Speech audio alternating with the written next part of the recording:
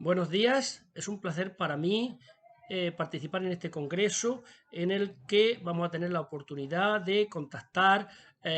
investigadores y estudiosos de muchas partes alejadas que por medio de Internet vamos a poner en común nuestros trabajos y nuestras investigaciones. En este caso, yo voy a tratar sobre una familia de poetas andalusíes, los Banu Abil Hussein, que son, como digo, una familia de poetas que vivieron en la corte califal cordobesa en el siglo X. El interés de este trabajo es de tres tipos, podemos decir. Primeramente, histórico, porque supone una aproximación, en la medida que lo permiten las fuentes, a la historia de Al-Ándalus en el momento en que empieza a despuntar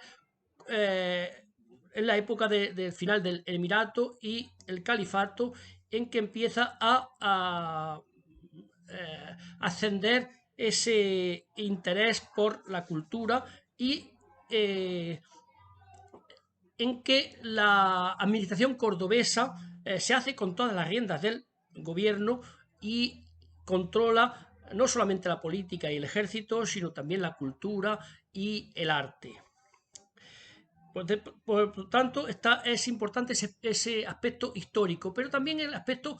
sociológico. El aspecto sociológico porque en este movimiento ya no participarán solamente árabes, sino también gentes de origen no árabe, como son cristianos, mozárabes y judíos. En este caso, estamos hablando de una familia de origen árabe que ahora vamos a detallar y que tendrá una importancia porque es una familia de clase alta, descendientes del conquistador Balj ibn Bishr, que vino con los yundíes sirios a Al-Ándalus y se asentó en la Cora de Jaén, donde sus descendientes vivieron, como decimos, hasta el siglo X.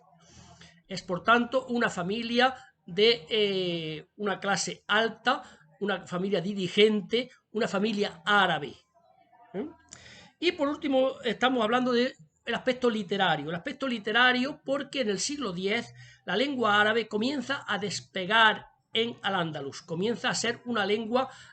mayoritariamente conocida ya. Hasta entonces la lengua árabe era minoritaria, solamente para los árabes. Es en este momento cuando comienza a difundirse entre la población no árabe, sobre todo de las ciudades, judíos, cristianos, y el cultivo de esa lengua y sobre todo de la poesía va a ser muy importante para los funcionarios y para todos los sirvientes de la corte. Esta familia de los Banu Abil Hussein van a participar de esa doble cualidad de ser funcionarios, la mayoría de ellos, y de ser al mismo tiempo literatos y principalmente poetas, poetas en algún caso de bastante interés. Hemos logrado identificar a 4 de estos personajes que se dedicaron a la poesía. El primero de ellos es Muhammad ibn Ali, ibn Abil Hussein.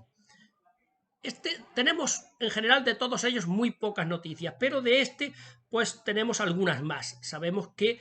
tuvo un hermano con el que viajó a Oriente, en concreto a Siria, posiblemente buscando el origen de sus antepasados, que estudió en Egipto con bastantes maestros y que actuó como funcionario de embajador para Abderramán III en la corte de León. Pero quizás el hecho de que tenemos más noticias se refiere ya a la época de Al-Hakam II, cuando formaba parte de la corte literaria de este califa y actuó en el aula regia del califa como experto, filólogo y gramático al servicio de las controversias de este tipo que surgían entre los cortesanos y que el califa deseaba dirimir. Muhammad ibn Ali fue, como decimos, también un buen poeta, un poeta del que nos han quedado algunas muestras poéticas que no carecen de interés. Aunque quizás su rasgo más importante fuera el de gramático. Pero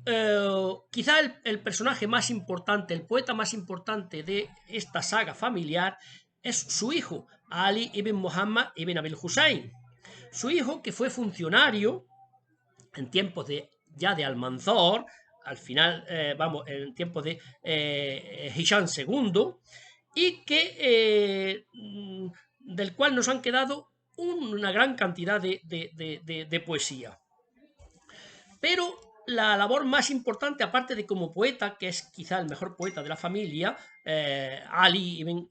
Muhammad, es, como decimos, su labor más importante tiene que ver con la recopilación de una de las primeras antologías que se escriben en Al-Ándalus sobre la poesía, el Kitab al-Tashbihat. Kitab al-Tashbihat, que recopila obras de muchos autores, también obras de la familia, de los poetas de la familia, y que fue, según creemos, el que luego editó o completó otro miembro de la familia, aunque no tenemos bien establecidos los lazos familiares porque nos faltan los datos de las fuentes. Ibn al-Qahtani, el médico Ibn al-Qahtani,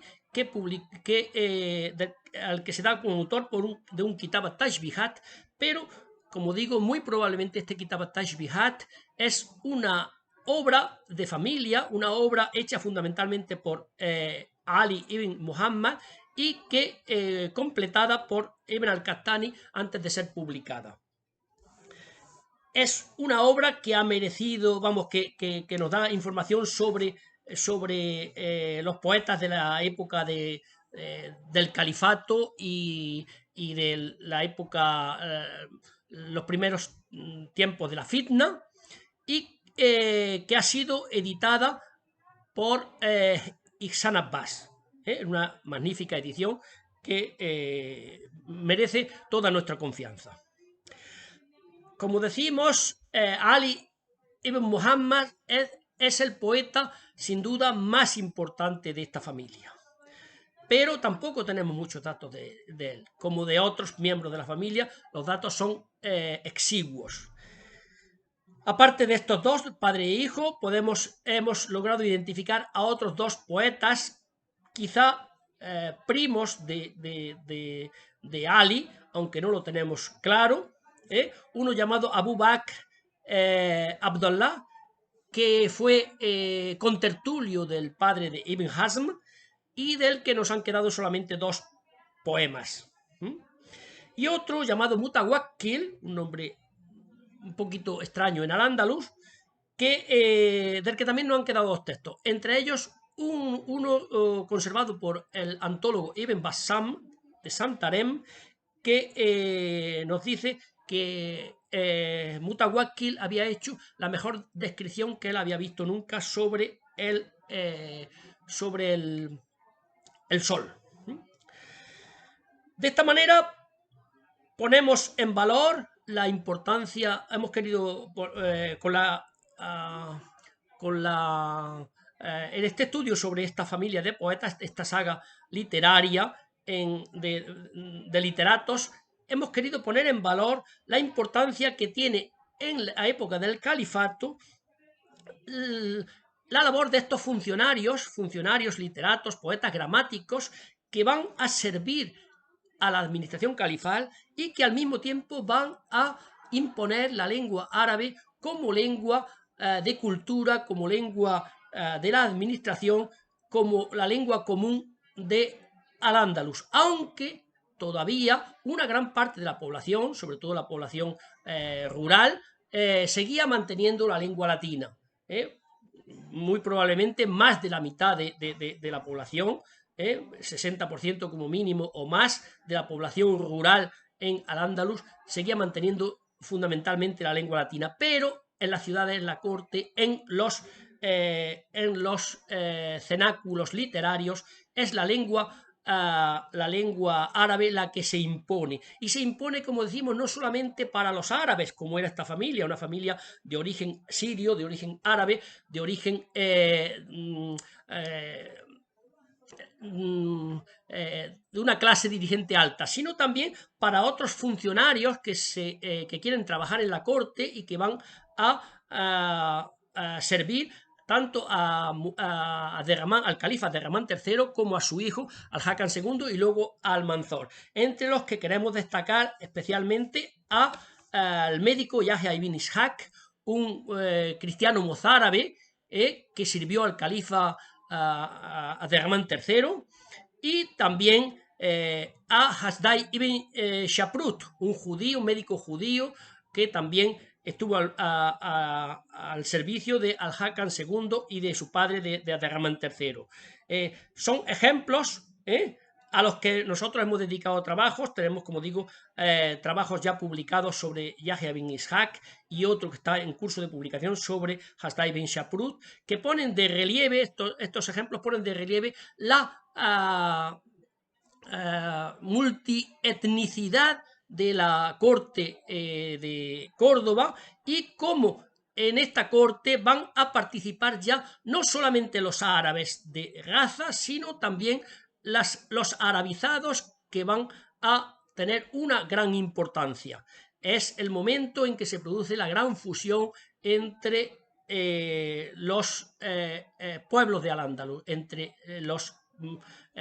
originarios, la población indígena y la población foránea. Y de aquí surgirá